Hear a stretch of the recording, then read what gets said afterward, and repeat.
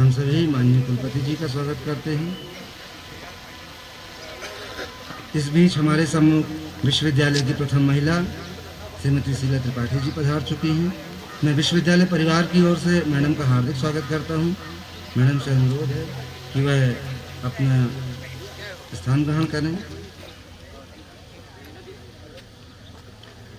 NCC के pilot एवं NSS के पायलट आदरणीय कुलपति जी को ध्वज स्थल की ओर प्रशस्त करते हुए राष्ट्र के स्वाभिमान और अस्मिता के प्रतीक हमारे राष्ट्रध्वज के सम्मान में सभी से खड़े होने का अनुरोध है।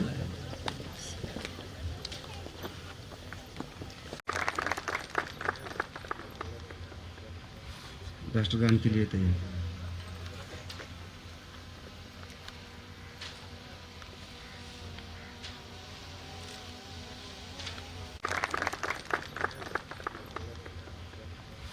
राष्ट्रगान के लिए तैयार।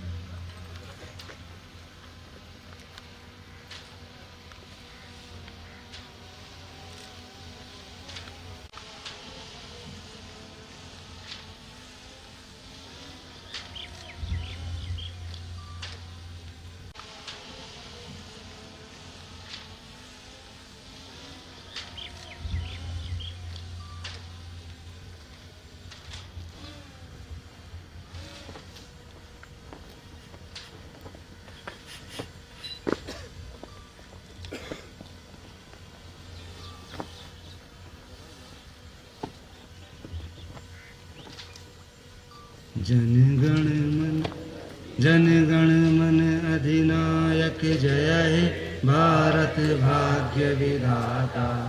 पंजाब सिंध गुजरात मराठा द्राविड़ उत्कल बंगा विंध्य हिमाचल यमुना गंगा उच्छल जलधि तरंगा।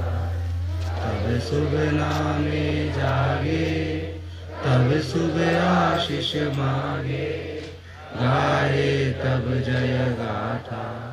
जन गण मंगल दायक जय हे भारत भाग्य विधाता। जय हे जय हे जय हे जय जय जय जय हे।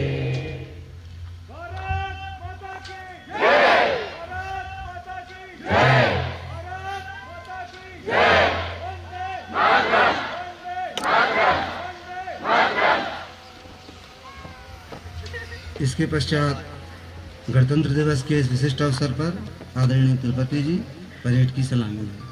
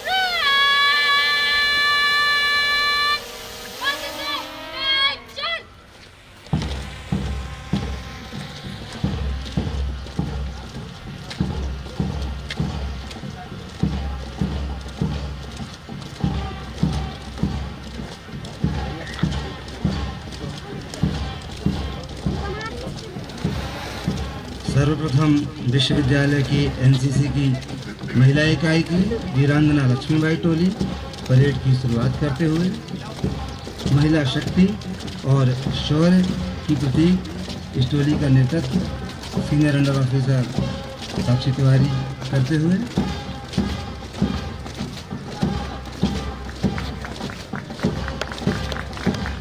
आप सभी से अनुरोध है करतल ध्वनि से सभी वीर बालिकाओं का उत्साहवर्धन करें।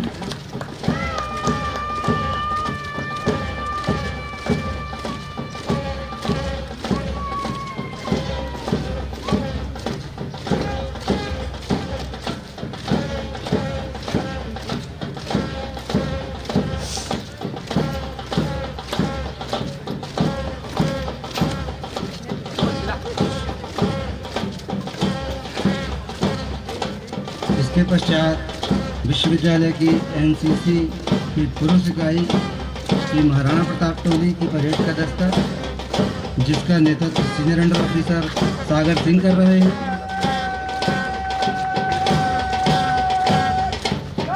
राष्ट्रध्वज को सलामी देते हुए ये दस्ते आगे बढ़ रहे हैं।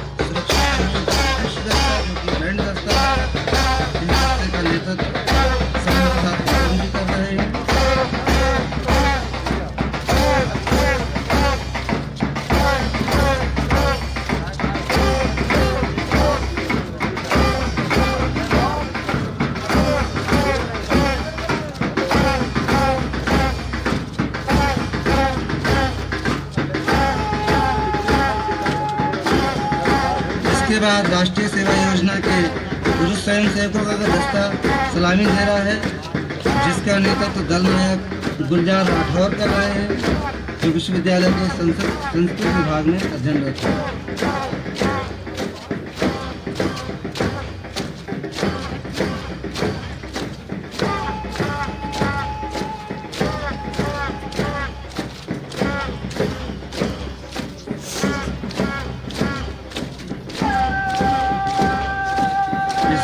इसके पश्चात विश्वविद्यालय के सुरक्षा प्रहरियों का दस्ता है। हमने 365 दिन 24 घंटे इन सुरक्षा प्रहरियों को विश्वविद्यालय की सुरक्षा में रत देखा है। उसी कर्मठता का भाव इनकी परेड में भी निहित है। सुरक्षा कर्मियों के प्रथम दस्ते का नेतृत्व छविलाल मेहरा जी कर रहे हैं। सुरक्षा कर्मियों का दूसरा दस्ता, जिसका नेतृत्व ओंकार सिंह टेकाम जी कर रहे हैं।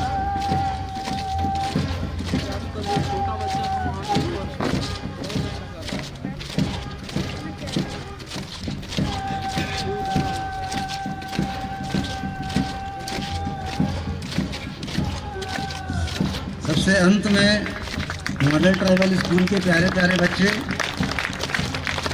जिसकी अगुवाई मास्टर नवीन कुमार कर रहे हैं।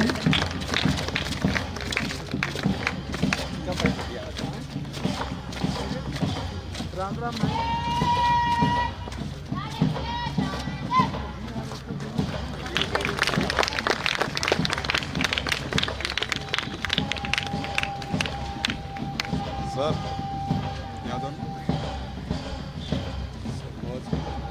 सर आपकी टीम तो गर्दे उड़ा दी वास्तव में।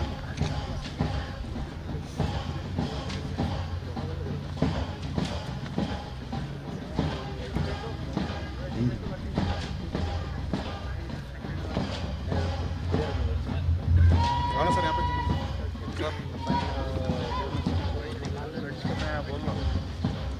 असंख्य कीर्ति रश्मियाँ विकीर्ण दिव्यदाहिसी, सपूत मातृभूमि के रुको न सूर साहिसी, अरातिशयन सिंधु में सुवाड़ वाग्नि से जलो।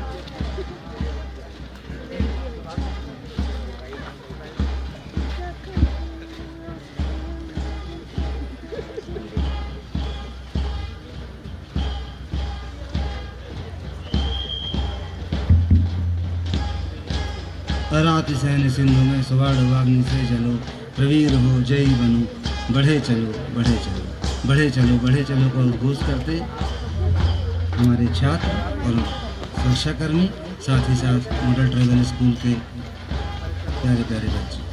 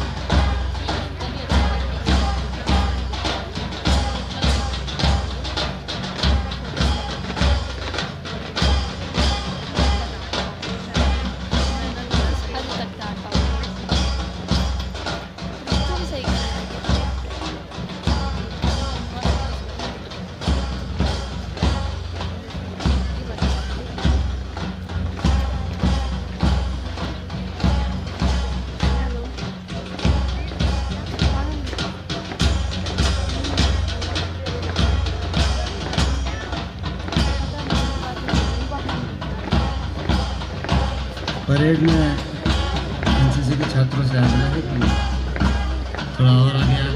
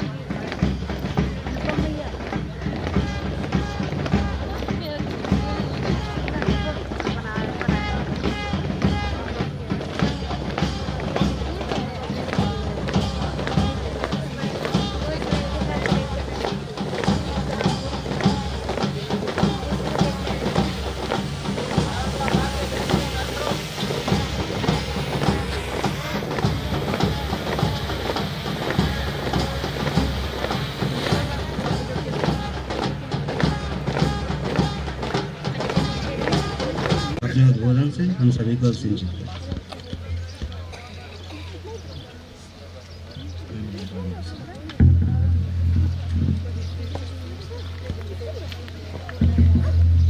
गणतंत्र दिवस की बहुत बहुत बधाई। यहाँ उपस्थित हमारा पहले परिवार,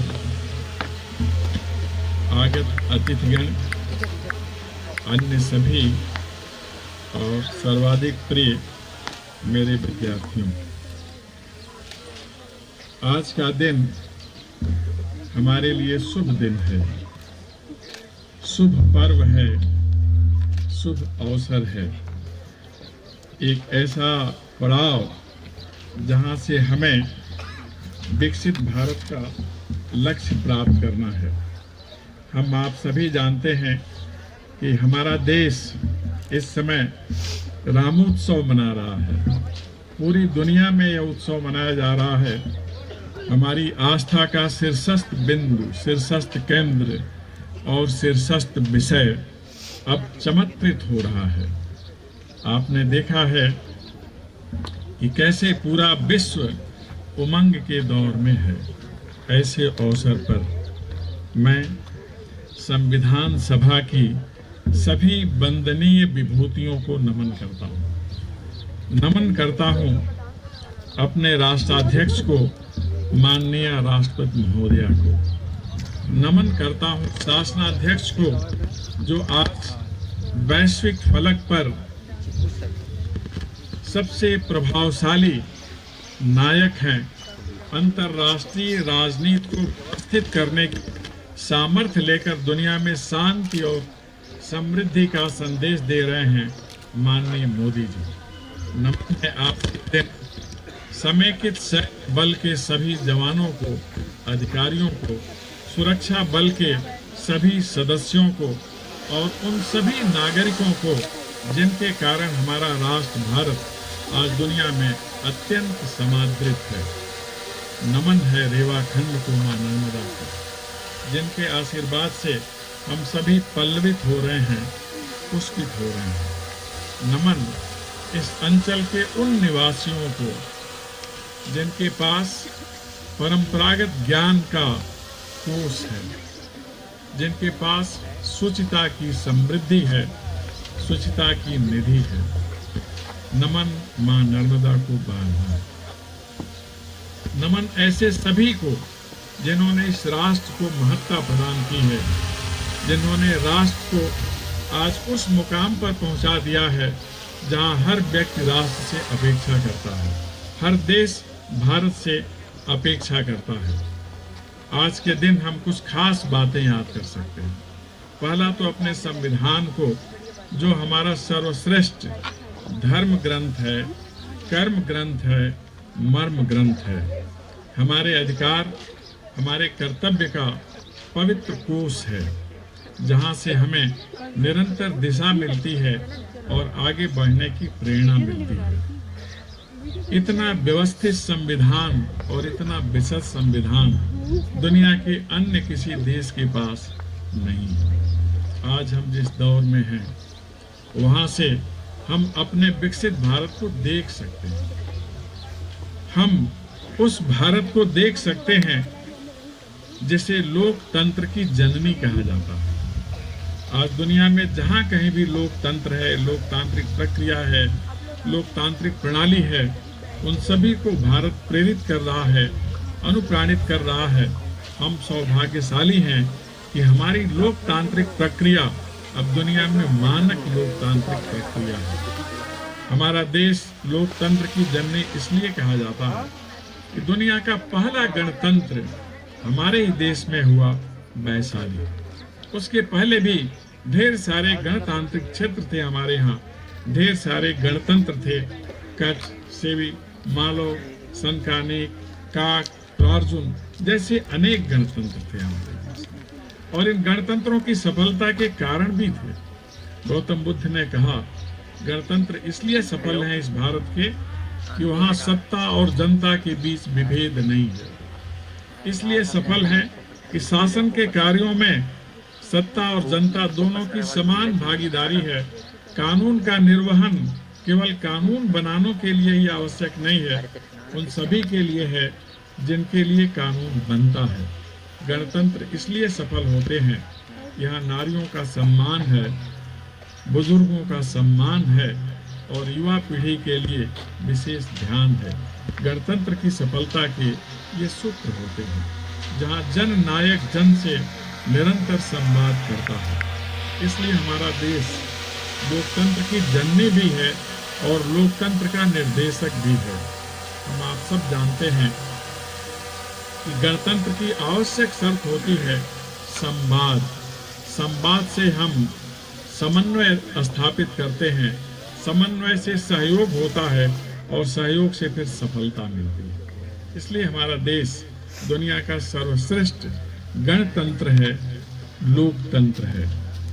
अभी हमने हाल में ही 22 जनवरी को अयोध्या धाम में राम मंदिर में रामलला की प्राण प्रतिष्ठा होते हुए देखा। हम सौभाग्यशाली हैं कि इतिहास की रचना होते हुए देख रहे हैं। हम सौभाग्यशाली हैं कि इतिहास की रचना के साथ ही साथ हम वर्तमान को संवरते हुए देख रहे हैं। हम सौभाग्यशाली हैं कि इस देश के भविष्य को, जो नितांत उज्जवल है, हम सजते हुए देख रहे हैं।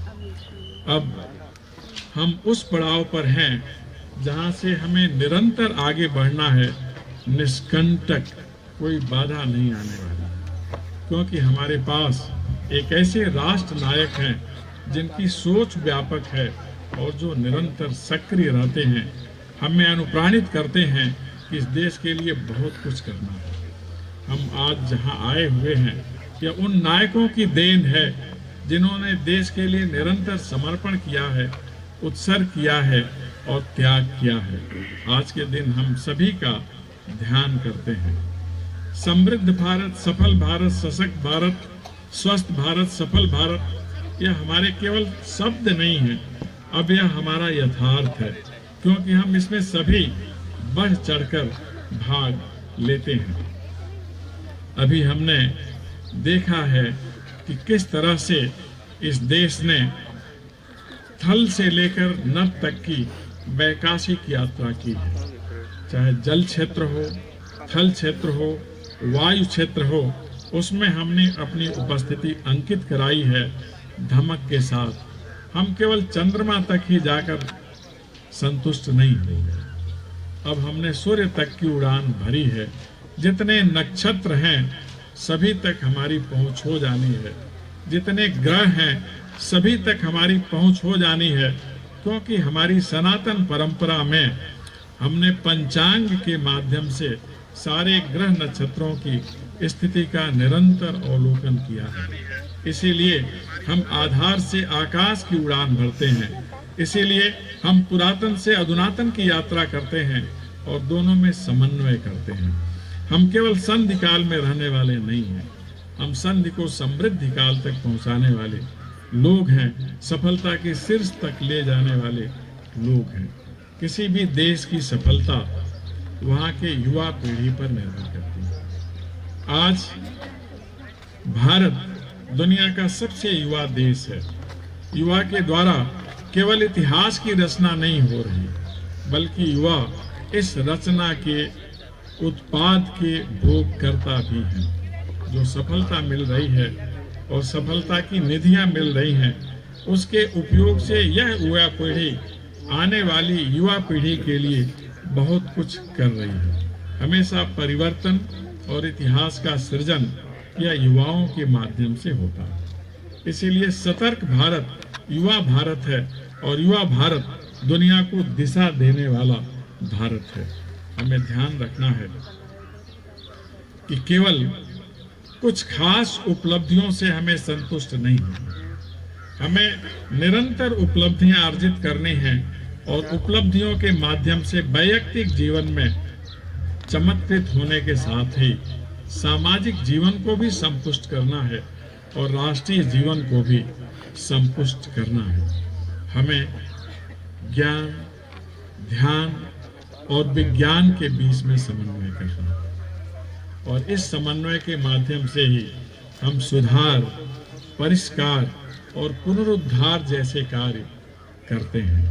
हमें समरस समाज की रचना करनी है, हमें समरस समाज की रचना करनी है, हमें समरस समाज की रचना करनी है और इस रचना प्रक्रिया में शिक्षण संस्थानों की बहुत महत्वपूर्ण भूमिका होती है। यही वे संस्थान होते हैं जहां मानव की रचना की जाती है। इसीलिए जब हम चर्चा करते हैं आस्था से अधिष्ठान, अधिष्ठान से प्रतिष्ठान, तो उसमें सर्वश्रेष्ठ स्थान होता है शिक्षालय, जहां मनुष्य बनते हैं, मनुष्य रचे जाते हैं, मनुष्य गढ़े जाते हैं और मानवता निर्मित होती है। यहाँ आकर हम केवल सीखते ही नहीं हैं कि हमारा विषय क्या है, यहाँ आकर हम बोध से शोध की तरफ बढ़ते हैं और शोध से बोध की तरफ बढ़ते हैं। बोध अर्थात समझ, शोध अर्थात समझ की संपुष्टि और इस समझ की संपुष्टि से नया बोध अर्थात नया ज्ञान, ज्ञान के क्षेत्र की समृद्धि, यह सारा कार्य शिक्षण संस्थानों में होता है।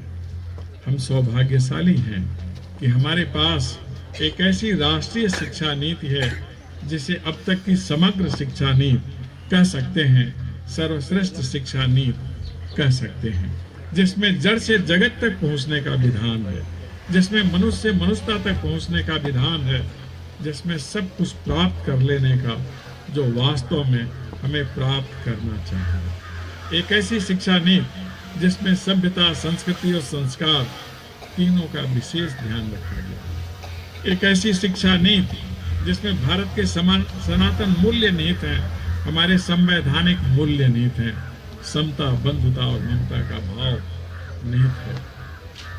ऐसा करके हम भारत को बहुत कुछ देने वाले हैं। वस्तुतः हमारा देश, हमारा समाज हमें क्या देता है, यही केवल ध्यान नहीं रखना है। हम समाज को क्या दे रहे हैं, राष्ट्र को क्या दे रहे हैं, यह हमें ध्यान में रखना है। और अगर हम ऐसा ध्यान रखेंगे तभी हम अपने देश के लोकतंत्र को सहभागी लोकतंत्र बना सकेंगे। सहभागी लोकतंत्र अर्थात जिसमें सभी की भूमिका हो। हम आज जिस दौर में हैं और जिस दौर की कामना करते हैं राम राज की, वहाँ सबके लिए स्थान होता है, सबकी पहचान होती है और सबका सम्मान होता है। हमें इस पूरी प्रक्रिया में बढ़ चढ़ करके भाग लेना है। हमारे विश्वविद्यालय में बहुत कुछ हो रहा है। हम सौभाग्यशाली हैं कि हमारे पास सेवा करने के लिए वह विश्वविद्यालय मिला है जिसका स्वरूप राष्ट्रीय है, जिसके नाम में वह शब्द जुड़ा हुआ है, जनजातीय शब्द, जिसके पास हमारी सनातन मेधा, संस्कृति, कला और कौशल सुरक्षित है। हमें इस कला कौशल को लेकर आगे बढ़ना है और पूरी दुनिया को आलोकित करना है। आज बहुत कुछ हुआ है। आने वाले दिनों में लोकतंत्र का महापर्व होना है। वस्तुतः लोकतंत्र में निर्वाचन लोक मन का लोक मंच होता है और इस मंच पर जो अभिव्यक्ति होती है वह निर्वाचन होता है। इसलिए हमें अभी मतदाता जागरूकता कार्यक्रम हुआ है। ऐसे जो अर्ह युवा हैं उन्हें मतदाता बनाने में भी सहयोग करना चाहिए, प्रेरित करना चाहिए। लोकतंत्र की सफलता उसमें भाग लेने पर होती है। आने वाले दिनों में हमें इसका निरंतर ध्यान रखना है कि हमें अपने मत से इस देश को संतुष्ट करना है। लोकतंत्र वह सर्वश्रेष्ठ होता है जहां सहमति से सर्वानुमति का सिद्धांत जागृत होता है, जहां राजनीति से बढ़कर राष्ट्र नीति होती है।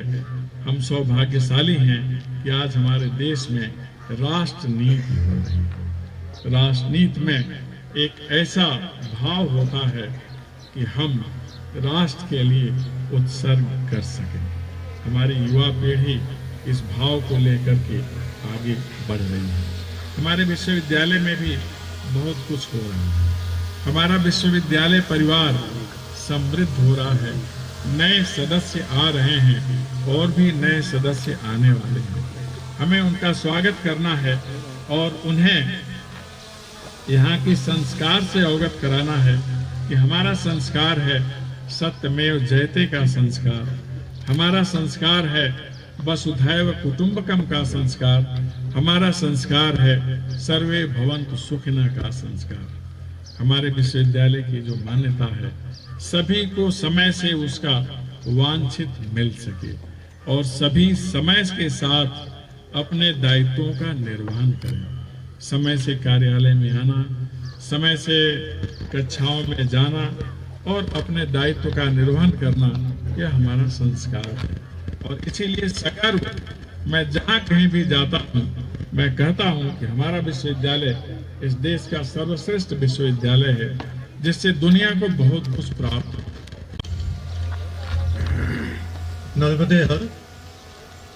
आदरणीय कुलसचिव मध्ये गए आप राष्ट्रगान के लिए तैयार।